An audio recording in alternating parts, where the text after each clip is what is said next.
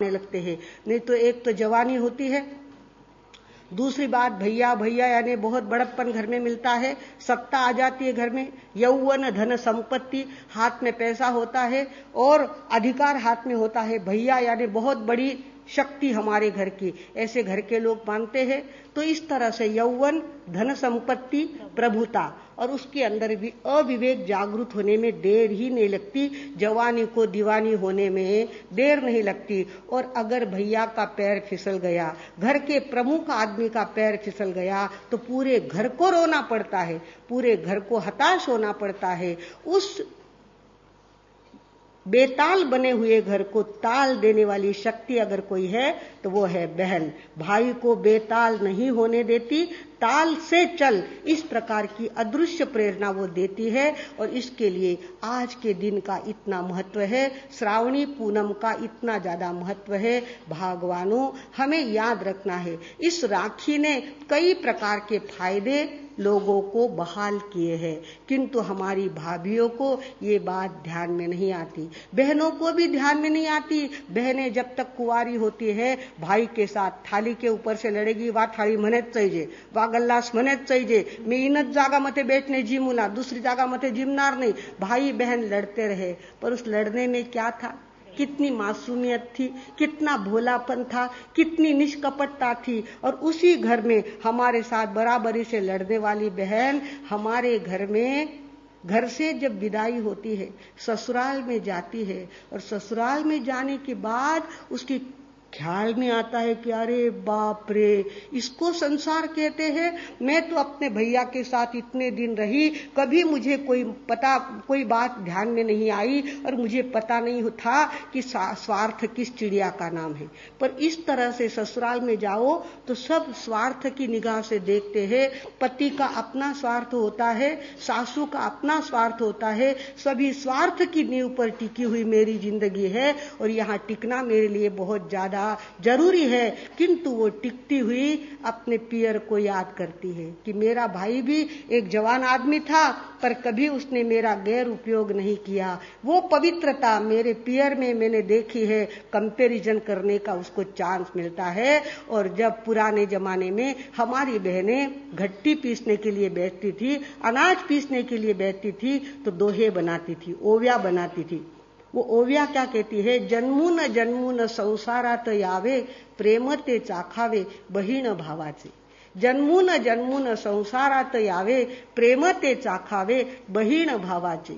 नको धन नको मुद्रा नको मोतियांचे हार, नको धन नको मुद्रा नको मोतियांचे हार, देई प्रेमाश्रूंची धार भाऊराया, देई प्रेमाश्रूची धार भाऊराया। संसारी असती कितीक नाती गोती, संसारी असती कितीक नाती गोती, प्रेमाचे माणिक मोती बहीण भाऊ, प्रेमाचे माणिक मोती बहीण भाऊ। बिना स्वार्थ का एकदम निर्मल, एकदम पवित्र प्रेम, और वो भी स्त्री पुरुष के बीच का प्रेम, वो भाई बहन में ही देखने को मिलता है। इस तरह से वो क्या करती है, अपने भाई की याद करके घट्टी के ऊपर पीसती थी और ऐसी ओविया बनाती थी, और आंखों से धारा उसकी लगती थी कि मैं पियर में थी तो पियर की कीमत मुझे समझी नहीं, ससुराल में आई तब मुझे अट्रैक्शन इतना ज्यादा हो गया, पर अब यथार्थ की भूमिका पर मैं देखती हूँ, कंपैरिजन करती हूँ, तब याद आता है कि पियर की पवित्रता अपने आप में अद्वितीय है, और ससुराल का संसार अपने ढंग का दूसरे प्रकार का है। इस प्रकार से उसको ध्यान में आता है। और जब राखी पूनम आती है, भैया दूज आती है, उसको लगता है इस बहाने से तो भी मैं अपने पियर जाऊंगी, अपने भैया को मिलूंगी, मेरा पिछला पश्चाताप दूर करूंगी कि मैं भैया तेरे साथ कितनी लड़ी झगड़ी, कितनी तेरे साथ शैतानी करती थी। अब मुझे पता चला कि संसार क्या होता है और पियर क्या होता है, ये अच्छी तरह से मुझे याद आया है। ऐसी वो राह देखती रहती है, वो चाहती है कि एक बार पियर जाना हो जाए, एक बार पियर जाके आ जाऊं, माँ बाप का मुंह देख लूं, भैया से मिल लूं, मेरे घर में मेरे बचपने का मेरा अपना घर है, उस घर में रह के आऊं, ऐसे उसके मन में भावना जगती है। किंतु और भैया भी चाहता है, त्योहार आया है, बहन को लाने के लिए जाना है, बहन को लाने के लिए जाना है। पर भाभी देर से घर में आती है, भैया जवान होने के बाद घर में भाभी आती है और वो समझती है ये घर मेरा है, मेरा घर है और इस घर में किसी का डिस्टरबेंस मैं सहन नहीं करूंगी। यहाँ कोई डिस्टर्ब करा हुआ मुझे चलता नहीं। मेरे घर का जो रूटीन है वो रूटीन ही चलना चाहिए। ये भाई साहब आते हैं, 2 दिन रह के जाते हैं, पूरा इंटरफेयर कर देते हैं मेरे घर के रूटीन में, ये मुझे बिल्कुल पसंद नहीं है। उसका रोग होता है, भैया उसके ताबे में आ जाता है, उसके कब्जे में आ जाता है। वो कहते हैं नहीं देखो थाना बेन ने आते लावून नहीं इत्ता दिली, हे घणी पंचायत करे आपल्या घरी, ते पंचायत आपल्याला चालणार नाही आणि थानी बेन लावणे असेल तर म्हणे पुगाय देव मारा पीर। इस तरह से धमकियां देती है और अपने पति के सामने वो कहती है मती लाओ म्हारा राज बाई साने, मती लाओ म्हारा राज बाई साने, मती तेड़ो म्हारा राज बाई साने, मती तेड़ो म्हारा राज बाई साने। ननंद बाई आवे साथे टाबरिया ने लावे, घर छोटो पड़ जावे, मती लाओ म्हारा राज बाई साने, मती तेड़ो म्हारा राज बाई साने।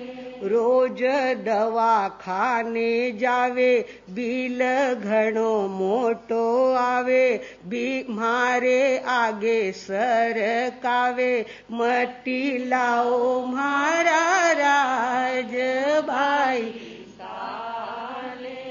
भोजन रंगदार भावे, नवी नवी डिशा बनावे, चोखो घी खूट जावे, मती लाओ म्हारा राज बाई साने।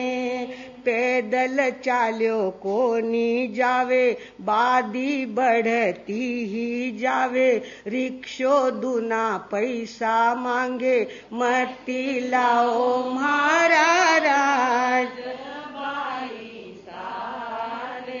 महा पर ठस को जमावे, ठा पर ठाने मस को लगावे, महा पर ठस को जमावे, ठाने मस को लगावे, भोली माने सिखावे, मती लाओ म्हारा राज बाई।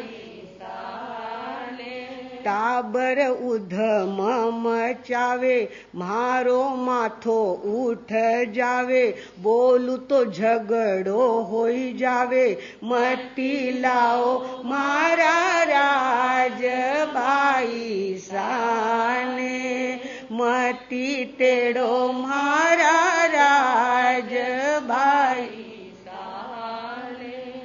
इस तरह से हमारे भैया के माथे पे हेमरिंग होती रहती है, बाईसान लाइजो मती, बाईसान लाइजो मती, आया तो घना दिन रेवन रो आग्रह करजो मती, थे रखो पण मारो सगळो डिस्टर्ब हो जावे।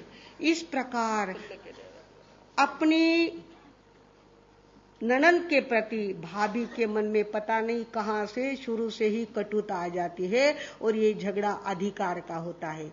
बहन को लगता है कि मेरा घर है, मेरे बाप का घर है, मैं यहाँ पे अधिकार से रहूंगी, और सौभाग्यवती चाहती है थे गया अबे थाना घरे, थाने माना घरी पंचायती करनी नहीं, वो घर म्हारो है। इस तरह से अधिकार के झगड़े में क्लेश निर्माण होता है और भैया का सैंडविच तैयार हो जाता है। भैया को एक तरफ बहन, एक तरफ पत्नी, और वो दोनों तरफ से कैची में आ जाता है। भाऊग म्हणतो द्यावा बहिणीला पाट, भाऊग म्हणतो द्यावा बहिणीला पाट, पण भावजया म्हणती धरानंदा आपली वाट, भावजया म्हणती धरानंदा आपली वाट। वळवाचा पाऊस पडून ओसरला, वळवाचा पाऊस पडून ओसरला, भावाला झाल्या लेकी आणि बहीण विसरला। तो विसरला कशाचा आला? टेन्शन असतो त्याच्या डोक्यावर, इथे बोलवली तर कटकट होईल आणि आपल्या जीवाला ताण होईल आणि माझं ब्लड प्रेशर वाढेल, त्याच्यापेक्षा न